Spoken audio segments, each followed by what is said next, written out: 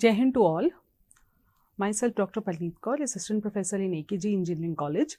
Today I am going to start with my new lecture on machine learning. I have also shared previous lectures on the topic concept learning. Now we are going to discuss some of the algorithms under concept learning. So let's start. The content or agenda of today's presentation is, first of all, we will discuss list then elimination algorithm. Then we'll go through an example demo of list then elimination algorithm. The second algorithm which we're going to study about is candidate elimination algorithm. And in this also we're going to study about the example demo of candidate elimination algorithm, so that we have a better understanding what actually these algorithms are all about. So with our previous lectures, we now have a clear understanding about the concept learning techniques. Now in the same series, we have two main algorithms. One is the list then eliminate algorithm. So let's see what the definition of this algorithm is. The algorithm initializes the version space to contain all hypotheses in H, then eliminates the hypotheses that are inconsistent with the training example. So one obvious way to represent the version space is simply to list all of its members. This leads to a simple learning algorithm, which we call the list then algorithm. So we look into the definition. This definition actually concentrates on the version space, and this version space is nothing but it contains a set of all the hypotheses H, and from these all the hypotheses H, it tries to find out very consistent hypothesis with respect to the training example which we provided to it. And then if we find some inconsistencies in the hypothesis with respect to the training example, so we try to remove it. We don't take it in that version space. So version space is only comprised of consistent hypotheses. So the way to do it, or the way to represent the version space, is by putting or listing all its members. And this helps us to provide a very simple learning algorithm. And this algorithm is called as list then eliminate algorithm. As its name says, list the hypothesis H within the version space and eliminate the inconsistent hypothesis. So we call version space and represent it with small c, which is a list which contains all and every hypothesis in H. So hypothesis is represented with capital H. Then for every training example, suppose we have a set of training example and its member are represented by X. Then in the version space of any hypothesis H, sorry for the spelling, it is E. Also here we have E, for which H of X is not equal to C of X. So it eliminates those, you can say, values or those hypothesis values which are inconsistent with respect to H of X. So it outputs the list of hypotheses in the version space. Now if we further look at the algorithm, it says that the list then eliminate algorithm first initialize the version space to contain all hypotheses in H. So first of all, it takes a version space and it initializes that version space, and then eliminates any hypothesis found inconsistent. So the representation of version spaces, we can represent the version space in terms of its most specific and most journal members. So basically in these algorithms, if we talk about the concept learning technique, we have two types of terms used. One is the capital S, another is H. So this H is a hypothesis. S is basically a specific boundary, or we can say a boundary which contains specific members, and there is a term called as capital G which contains more general members. General means more common and specific means those which are very much consistent, which we can accept it in our version space. So the environment is actually known as a version space. Now in order to get better understanding of list then eliminate algorithm, we will see an example with which you get clear understanding that how we use or how we implement this algo. So let us consider an example of having a party with friends or not. Suppose we have a case study or we have a scenario where we want to party with our friends. There are certain conditions related to it, that whether we can do a party or we cannot do a party. So this type of example can be solved by using the list then eliminate algorithm under concept learning technique. So for the same, we have a list of hypotheses which are consistent with D, and D is a set of training examples. So in you can say other words, we have this blow list. You can say this is an example. This is training example 1, training example 2, training example 3, and training example 4. And under these examples, suppose a person wants to do a party. If he is having a money, if we look at the first example, if he is having a money and he is also having a free time, then he can party. So the output is positive.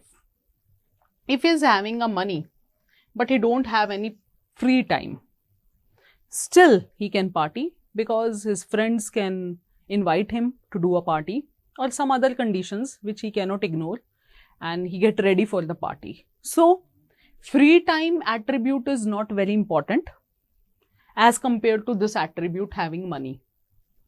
So we can say it is yes.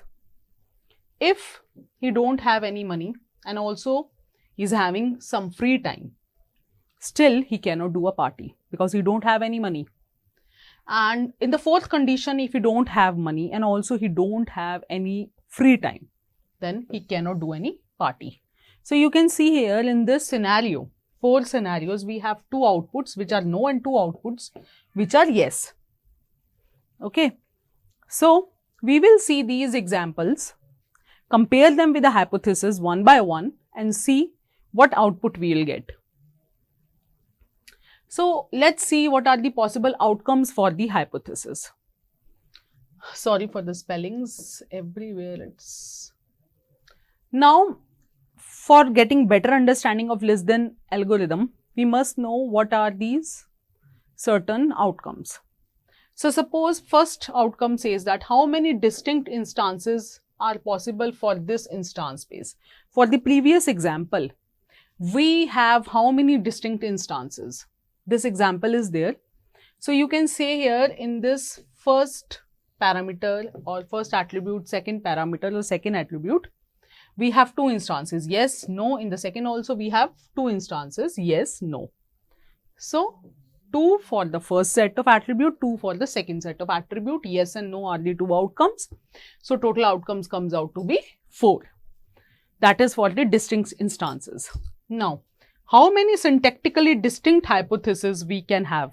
If we talk about syntactically distinct hypotheses, if we look at our example, we have for the first attribute yes and no, second also yes and no, but apart from them, we can have a question mark also, and we can have a phi attribute also.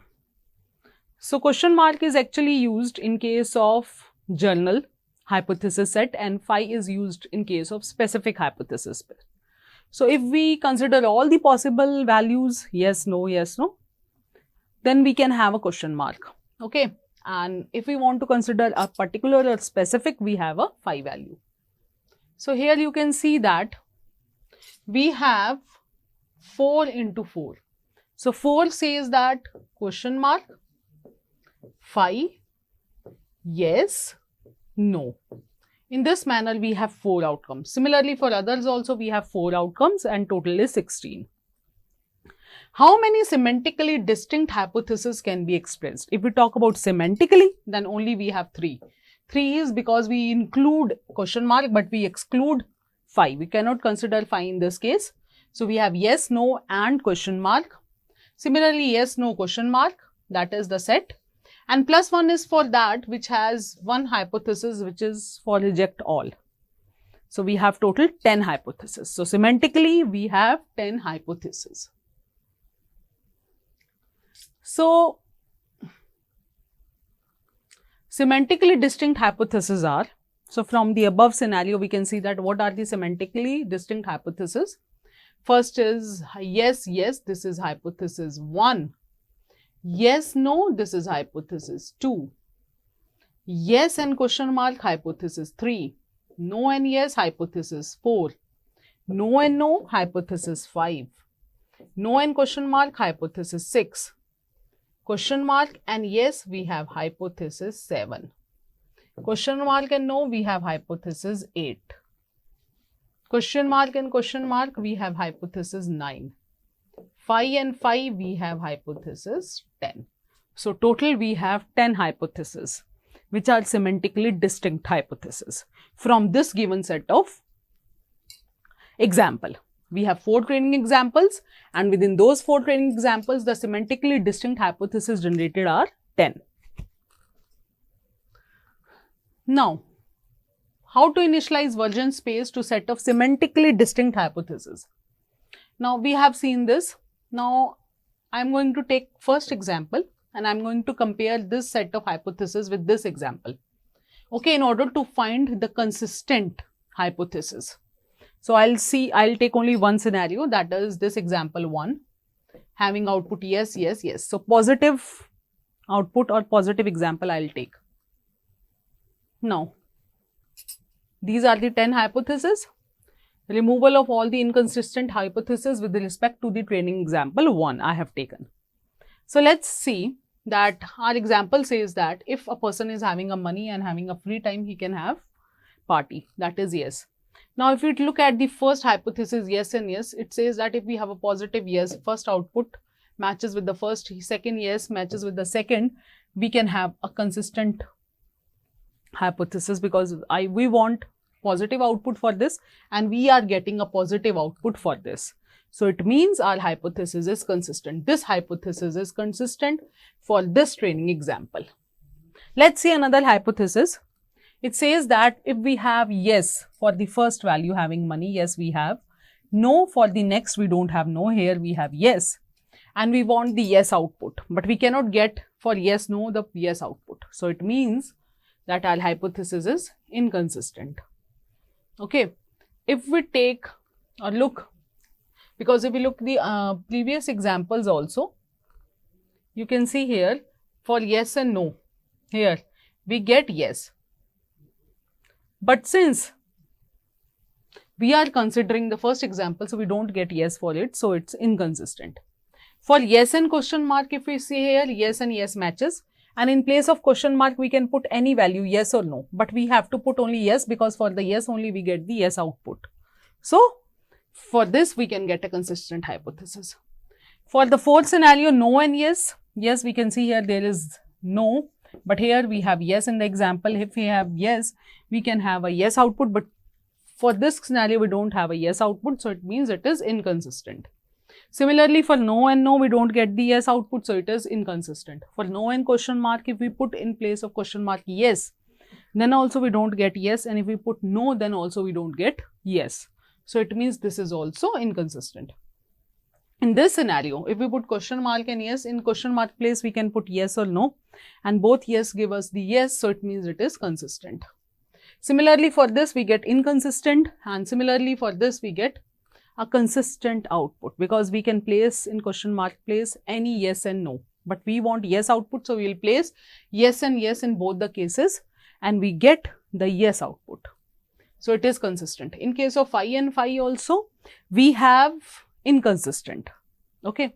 So, you can see here that for this set of hypotheses, we obtained for the given, with respect to this given example, we obtain only 4 hypotheses which are consistent. So, hence we conclude that only 4 hypotheses out of 10 came out to be consistent with respect to this training example 1. And similarly, we proceed with other training example 2, 3, 4, which we have seen in our example set 2, 3, 4. We will apply the same process for 2, 3 and 4, and we will going to check for the whole set of hypotheses, that is 10 hypotheses, that how many consistent hypotheses we are getting. Okay. So, it means that in the list then eliminate algorithm, it is eliminating all the inconsistencies in the given version space and considering all the consistent hypotheses for a version space. So, we can say here that for a set of 4 examples, if we get 4 consistent for this. Suppose we get 4 consistent hypotheses for the second example, 4 for the third and 4 for the fourth also. So it means we get total that is 16 hypotheses, consistent hypotheses for this type of example. So as the example we have considered for the LT algorithm was very small, which has only 4 training data sets. But in certain scenarios, if we have 1000 features and more than 10,000 examples, then it becomes very complex to calculate the consistent hypothesis through this LTE algorithm. So we require some advanced version algorithm. So thus, candidate elimination algorithm is considered much better than the less than eliminate algorithm for large data sets. Hence, LT algorithm has this limitation that it cannot be used for large or huge data sets and where example sets are large. So we can say that over there candidate elimination algorithm works very well. So this is all about the LTE algorithm. I hope the concept is clear to you.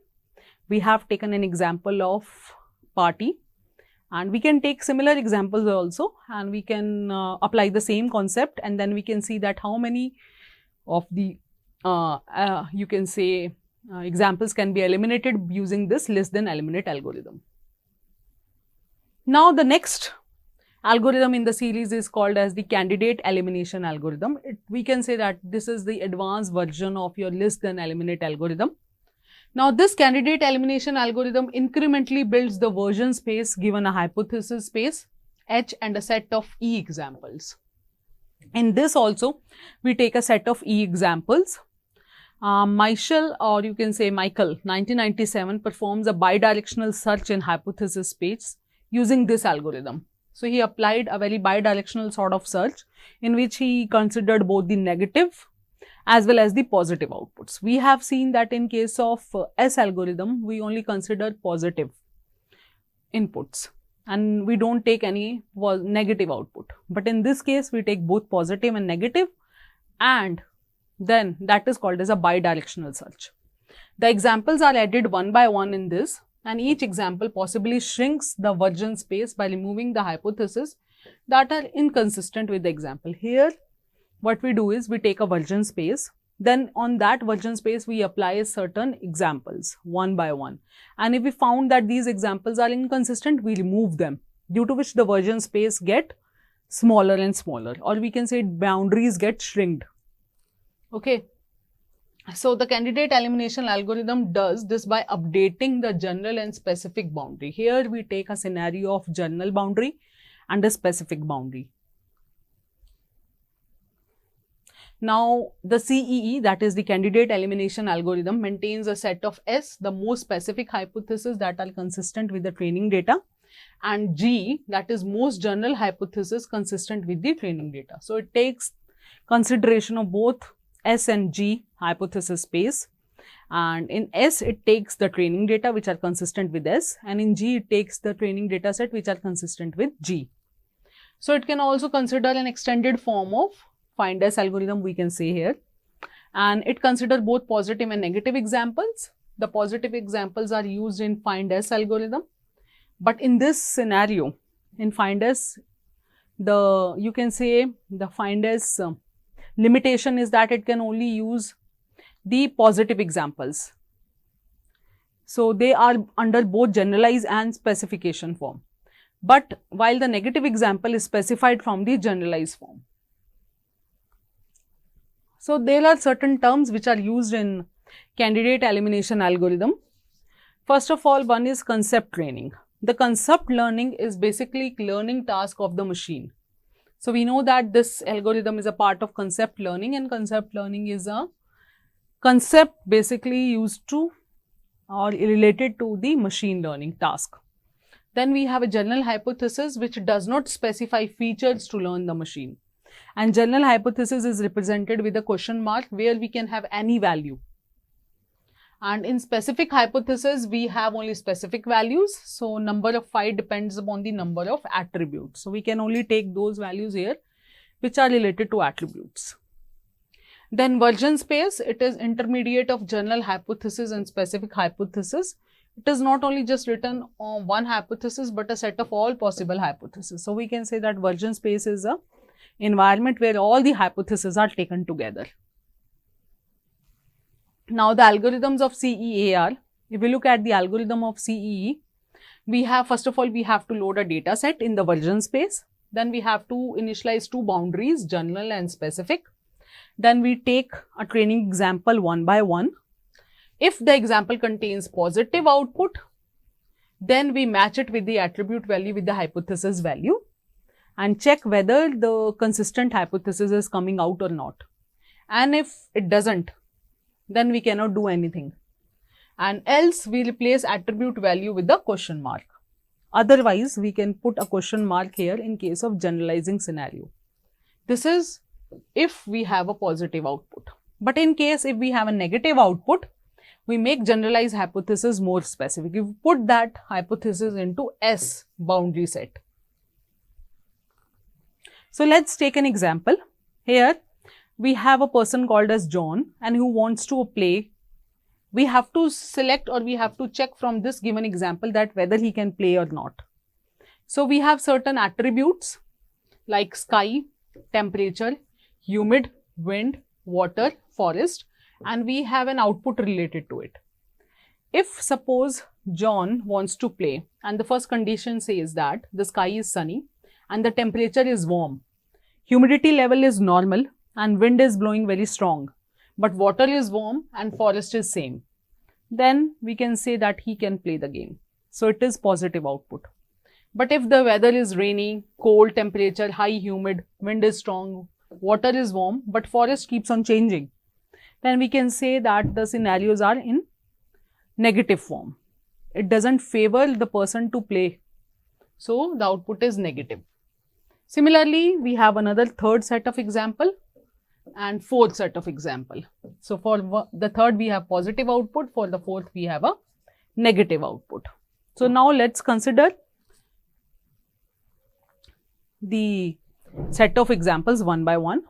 If we look at the spaces, instead of enumerating all the hypotheses consistent with the training set, we can represent the most specific and most general boundaries. So if in a version space, instead of taking all the hypotheses, suppose instead of taking all the hypotheses, we form a boundary where we take general and specific hypothesis. Okay. And if we look at the general hypothesis, these are the hypothesis space H and training data set of maximally general members of H, which are having maximum number of question marks, we can say that. And specific, we take minimum, which has minimum number of phi's. Now, if we look at the algorithmic steps, so let's consider first the positive example. So in the first positive example, if we look at the first example, look here, this is the first training example. Sunny, warm, normal, and this.